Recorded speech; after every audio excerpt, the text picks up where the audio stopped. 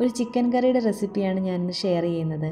അതിനായി 1 കിലോ ചിക്കനിലേക്ക് 1 ടീസ്പൂൺ കുരുമുളക് പൊടി, 1/2 ടീസ്പൂൺ മഞ്ഞൾപ്പൊടി, 1 ടീസ്പൂൺ ഉപ്പ് എന്നിവ ചേർത്ത് മിക്സ് ചെയ്ത് മാറ്റി വയ്ക്കാം. ഇനി ഒരു പാനിലേക്ക് 3 ടേബിൾ സ്പൂൺ വെളിച്ചെണ്ണയും 1 പീസ് ബട്ടറും ചൂടായി വരുമ്പോൾ 1/2 ടീസ്പൂൺ വലിയ ജീരകം, 4 ഗ്രാമ്പു, 2 ഏലക്ക, 3-4 ചെറിയ പീസ് പട്ട എന്നിവയും 2 മീഡിയം സൈസ് സവാള നീളത്തിൽ കട്ട് ചെയ്തതും കൂടി ചേർത്ത് കൊടുക്കാം. ഇതിലേക്ക് ഇനി ഒരു 1/2 ടീസ്പൂൺ ഉപ്പാണ് ആഡ് ചെയ്തത്. ഇഞ്ചി, വെളുത്തുള്ളി, പച്ചമുളക് ചതച്ചത് 1 ടേബിൾ സ്പൂൺ കൂടി മിക്സ് ചെയ്ത് ഇതൊന്ന് നന്നായി വഴറ്റിയെടുക്കുക.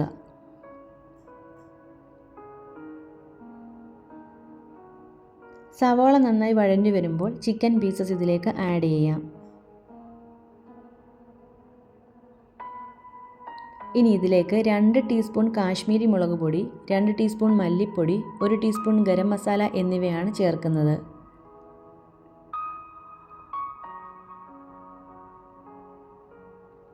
ഇതൊന്ന് നന്നായി ഇളക്കി മിക്സ് ചെയ്തതിന് ശേഷം ഒരു തക്കാളി ചെറുതായി കട്ട് ചെയ്തതും 2 തണ്ട് കറിവേപ്പിലയും ആഡ് ചെയ്യാം. ഞാനിവിടെ ബോണോട് കൂടിയ ചിക്കൻ പീസസ് ആണ് കൂടുതലും എടുത്തിട്ടുള്ളത്.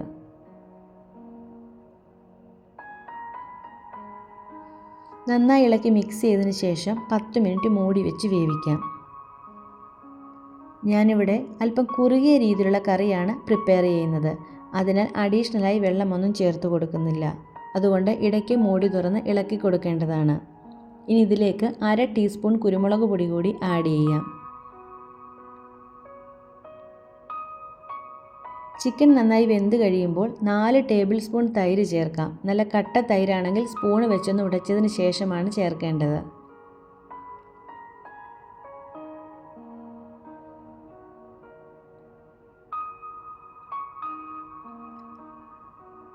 ഇനി ഇതിലേക്ക് മല്ലിയില കട്ട് ചെയ്തതും കൂടി ചേർക്കാം.